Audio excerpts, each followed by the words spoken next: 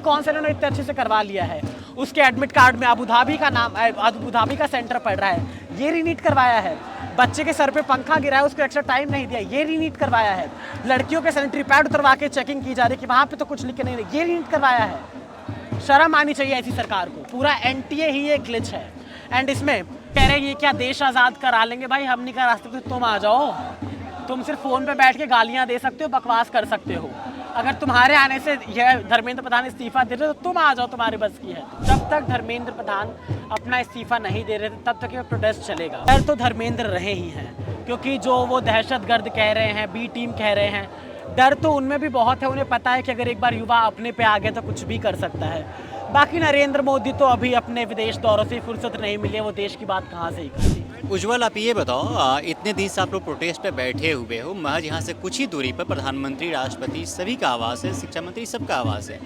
क्या उनके कानों तक आवाज़ आप लोग का नहीं पहुँच पा रही है? देखिए, आवाज़ पूरी पहुँच रही है, बस वो चुप भी नहीं तोड़ पा रहे हैं, क्योंकि उनके पास कुछ बोलने के लिए है नहीं, क्योंकि वो खूनी हैं, कातिल हैं। इन बच्चों की इन्होंने जान ली है। भूख हड़ताल को 16-17 दिन हो गए, लेकिन धर्मेंद्र प्रधान की तरफ से कोई सुखवाहट आ रही है, न नरेंद्र मोदी की तरफ से कोई ऐसी बात आ रही है।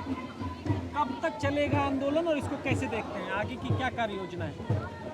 देखिए, कॉन्स्टिट्यूशन के लॉ एंड ऑर्डर के हिसाब से हमें पीसफुल प्रोटेस्ट करने का ही हक है। अभी तो वॉयलेंस यहाँ पे कुछ हो भी नहीं रहा, तो जब तक धर्मेंद्र प्रधान अपना इस्तीफा नहीं दे रहे तब तक ये प्रोटेस्ट चलेगा। बात रही धर्मेंद्र प्रधान के कुछ ना बोलने की, डर तो धर्मेंद्र रहे ही हैं, क्योंकि जो वो दहशतगर्द कह रहे हैं, बी टीम कह रहे हैं, डर तो उनमें भी बहुत है। उन्हें पता है कि अगर एक बार युवा अपने पे आ गया तो कुछ भी कर सकता है। बाकी नरेंद्र मोदी तो अभी अपने विदेश दौरों से फुर्सत नहीं मिली है, वो देश की बात कहाँ से ही करेंगे। अच्छा, एक बात ये बताइए कि नरेंद्र मोदी हो या कोई भी हो, इस नीट परीक्षा के दौरान जो बच्चे आत्महत्या कर ली, जिनकी राजनीतिक हत्या भी कही जा सकती है, उस पर अभी तक किसी ने संवेदना भी नहीं जताई है। संवेदना इसलिए नहीं जताई है क्योंकि वो धर्मेंद्र प्रधान की औलादें नहीं थी, वो नरेंद्र मोदी के बच्चे नहीं थे, वो किसी कैबिनेट मिनिस्टर के बच्चे नहीं थे, वो किसी अंबानी, अडानी या किसी रईस के बच्चे नहीं थे। वो किसी मिडिल क्लास, किसी लोअर क्लास के बच्चे थे, किसी मजदूर के बच्चे थे, किसी किसान के बच्चे थे। तो सरकार का तो ये रहा ही है कि जब तक वो सरकार को कोई इफेक्ट नहीं पड़ रहा है इस बच्चे, क्योंकि बच्चे उनके घर के नहीं थे, तो ये सरकार का ये रहा ही है कि जब तक सरकार को किसी बात से फ़र्क नहीं पड़ता, सरकार इस पर कुछ भी नहीं बोलती है। लेकिन सरकार ये भूल रही है कि वो बच्चे इसी देश के बच्चे थे, वो बच्चे आगे चल के इस देश की जीडीपी में भी अपना हाथ बटाते। तो सरकार कितना भी इग्नोर करे, लेकिन सरकार कातिल बनी तो है। अच्छा, आप लोग जब इस धरने प्रदर्शन में जुटे, जब साथ आए, तो कई लोगों ने बहुत उपहास भी उड़ाया आप जैसे लोगों का, कहा कि ये क्या आप क्या देश आज़ाद करा लेंगे, या आप क्या धर्मेंद्र प्रधान का इस्तीफा ले लेंगे।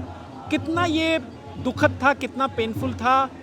देखिए, वो तो उनकी ओछी मानसिकता दिखाता है, छोटी सोच दिखाता है। जो कह रहे हैं ये क्या देश आज़ाद करा लेंगे, भाई हम नहीं करा सकते, तुम आ जाओ। तुम सिर्फ फ़ोन पे बैठ के गालियाँ दे सकते हो, बकवास कर सकते हो। अगर तुम्हारे आने से यह धर्मेंद्र प्रधान इस्तीफा दे रहे तो तुम आ जाओ, तुम्हारे बस की है। तो देखिए, उन लोगों की छोटी मानसिकता है, ये इनसिक्योर मर्द जात की छोटी मानसिकता बहुत पहले से ही रही है। इसमें कोई नई बात नहीं है, सारे अंधभक्त पड़े हुए हैं, बस उन्हें बकवास करनी आती है। उज्ज्वल, आप ये बताओ, इतने दिन से आप लोग प्रोटेस्ट पे बैठे हुए हो, महज यहाँ से कुछ ही दूरी पर प्रधानमंत्री, राष्ट्रपति सभी का आवाज़ है, शिक्षा मंत्री सबका आवाज़ है। क्या उनके कानों तक आवाज़ आप लोग का नहीं पहुँच पा रही है? देखिए, आवाज़ पूरी पहुँच रही है, बस वो चुप भी नहीं तोड़ पा रहे हैं, क्योंकि उनके पास कुछ बोलने के लिए है नहीं, क्योंकि वो खूनी हैं, कातिल हैं। इन बच्चों की इन्होंने जान ली है, इसलिए वो बोल नहीं पा रहे। लेकिन वो भी ज़्यादा टाइम तक चुप नहीं रह पाएंगे। एक बार अगर युवा अपने पे आ गए तो युवा कुछ भी कर सकता है। आगे आप लोग क्या करेंगे? मान लीजिए अगर आपकी बातों को नहीं सुना जाता है तो अगला क्यों कदम नहीं क्या होगा? सुनेंगे? धर्मेंद्र प्रधान को सुनना पड़ेगा। कुर्सी खुद नहीं छोड़ेंगे, कुर्सी से धक्का मार के गिरा। आप कहते हैं एक तरफ की लोकतांत्रिक देश है, फिर आप दूसरी तरफ कहते हैं कि कुर्सी से धक्का मार के गिराया जाएगा, हटाया जाएगा। ये विरोधाभास एक ही जगह ये से। विरोधाभास कहाँ से, पहले आप मुझे एक्सप्लेन कीजिए। आप कह रहे हैं ना कुर्सी से धक्का मार के हटाया। लोकतांत्रिक देश क्या होता है? जहाँ पे लोगों की सुनी जाए। यहाँ सुनी जाती है? नहीं सुनी जाती। एंड कुर्सी से धक्का मार के, मैंने ये नहीं बोला कि कुर्सी पर धक्का मारूंगा। एज मतलब काफ़ी ज़्यादा प्रोटेस्ट करेंगे, रिवॉल्यूशनरी प्रोटेस्ट करेंगे, क्योंकि देश में बदलाव लाना है। उज्जवल, देश भर से बच्चे यहाँ पे पहुँच रहे हैं, प्रोटेस्ट कर रहे हैं, फिर भी उसके बाद भी बातों को नहीं सुनी जा रही है। तो क्या ऐसे बैठे रहने में से आपकी डिक्टेटरशिप बातों को चल रहा सुनी है। जाएगी? देश में डिक्टेटरशिप चल रहा है, तानाशाही चल रही है। यहाँ पे बच्चे बोल पा रहे हैं क्योंकि यहाँ पे उनके पास उनकी सेफ्टी के लिए यहाँ पे लोग हैं। अभिजीत दीप के, सौरभ दास, कॉकरोच जनता पार्टी है उनकी सेफ्टी के लिए। वरना आप लोगों ने भी देखा होगा इतने सारे ग्राउंड मीडिया रिपोर्टर्स जो बिल्कुल ग्राउंड पे जाके रिपोर्टिंग करते हैं, सरकार से सवाल करते हैं, उनका कुछ दिन बाद पता भी नहीं चलता कि वो कहाँ गए। तो सरकार डिक्टेटरशिप की पूरी बन चुकी है, लेकिन सरकार ये ना भूले कि सरकार से सवाल पूछे जाएंगे और सरकार कुछ भी नहीं कर सकती। सोनम वांगचुक जैसे पर्सनालिटी, अरुंधति रॉय यहाँ पे पहुँच चुके हैं ये लोग, उसके बाद भी नहीं सुने। सोनम वांगचुक जी भूख हड़ताल पे बैठे हुए हैं कई दिनों से। तो ये देश के पूरे वर्ल्ड में देश का मजाक ही बन रहा है जब मोदी जैसे इंसान अरुंधति रॉय, सोनम वांगचुक जैसी हस्तियों की बात नहीं सुन रहा है, उनको भूखा देख रहा है, उसके बाद भी कुछ नहीं बोल रहा है। तो पूरे देश का मजाक है, डेमोक्रेसी पे धब्बा है ये एक। तो देश में, इसी देश में लोगों ने देखा कि नीट के पेपर दिलाने के लिए प्रधानमंत्री ने सेना को लगा दिया। अब उनकी आस्था पे क्यों भरोसा नहीं है? क्या उनकी उखाड़ लिया? मिनट एयरपोर्ट पे उन्होंने वेट किया था कि बच्चों का परीक्षा अच्छे से हो जाए। उखाड़ लिया 45 मिनट रुक के, 45 मिनट रुक के रीनीट करवा के वो 21 बच्चे वापस आ गए धरती पे। रीनीट करवाना होता, अगर उन्हें करवाना भी होता तो वो एज सून एज पॉसिबल करवाते। लेकिन ये सरकार इतनी अच्छी नहीं है, इनके पास इतने सोर्सेज भी नहीं कि ये अच्छे से एग्जाम करा पाए। रीनीट भी कौन से इन्होंने इतने अच्छे से करवा लिया है। उसके एडमिट कार्ड में अबू धाबी का नाम, अबू धाबी का सेंटर पड़ रहा है, ये रीनीट करवाया है। बच्चे के सर पे पंखा गिरा है, उसको एक्स्ट्रा टाइम नहीं दिया, ये रीनीट करवाया है।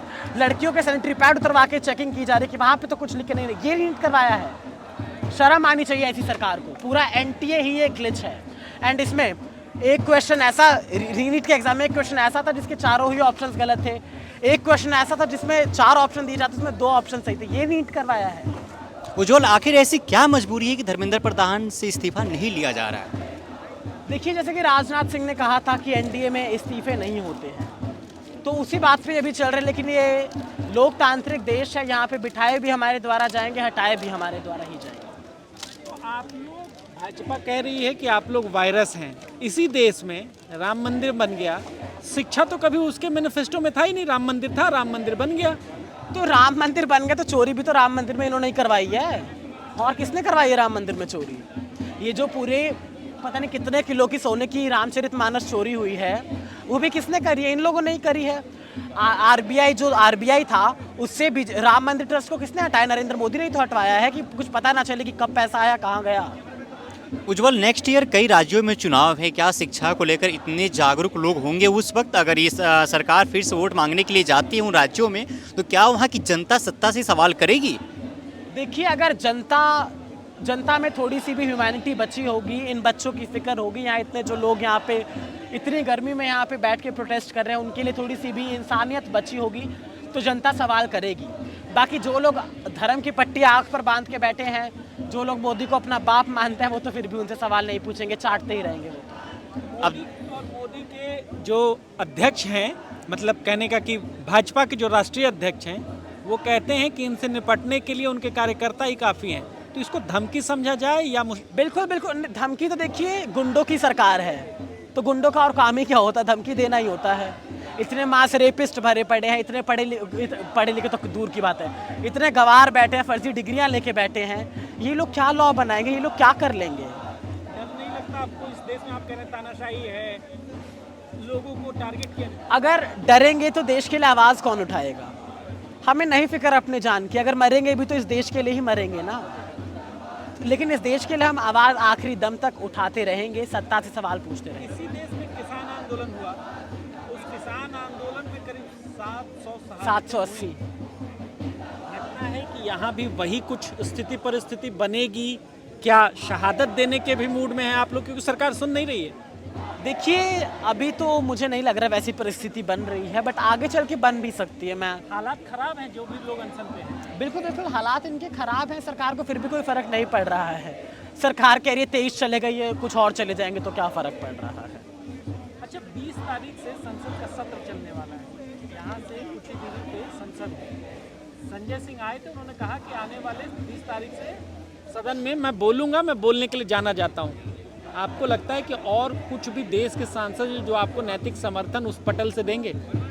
देखिए उम्मीद तो है कि देंगे, बाकी सारे एक ही थाली के चट्टे बट्टे होते हैं अगर मैं सच बताऊं तो। बस फ़र्क ये है कि ये सरकार सत्ता में बैठे हैं, वो सत्ता में नहीं बैठे हैं। बट उम्मीद है कि सवाल पूछेंगे, जो विपक्ष है वो सवाल उठाएगा। धर्मेंद्र प्रधान जब ये बात होती है उसके बाद उनका एक बयान आता है कि आप लोग दहशतगर्द हैं। आप लोग क्या असला बारूद लेके आए हैं या किस बिहाफ पे कहा देखिए उन्होंने? धर्मेंद्र प्रधान को डर किससे लग रहा है कि हम लोग भगत सिंह की किताबें लेके आए हैं, हम लोग छत्रपति शिवाजी महाराज की किताबें लेके आए हैं, हम लोग संविधान पे चल रहे हैं। ये लोग जो सत्ता में बैठे कभी संविधान के हिसाब से तो चले नहीं हैं, इन्हें तो अपनी मनमर्जी चलानी है। एंड अगर ये दहशतगर्द कह रहे हैं तो यहाँ पे आके धर्मेंद्र प्रधान देखे ना कौन दहशतगर्द है यहाँ पे। आप कहते हैं संविधान नहीं मानते। मोदी जी जब दूसरी बार चुन के गए थे तो संविधान को छू के प्रणाम किया था। तो देखो छू के प्रणाम करना कोई बड़ी बात नहीं होती है, वो मैं भी कर लूँगा, लेकिन आप जैसे यही बात है ना, सरकार लॉ बना दी थी लेकिन इम्प्लीमेंट करना सरकार के बस का नहीं होता है। तो यही चीज़ है कि आप सिर्फ कागज़ पे लिख देने से, आप संविधान को छू लेने से आप संविधान को फॉलो नहीं कर लेते हैं। लगता है कि देश में शिक्षा व्यवस्था सुधरेगी। देखिए उसी उम्मीद पे हम यहाँ पे बैठे हैं कि शिक्षा व्यवस्था सुधरेगी, इसी उम्मीद पे हम यहाँ पे रात दिन लड़ रहे हैं। बाकी उम्मीद तो है कि कुछ ना कुछ जवाबदेही आएगी।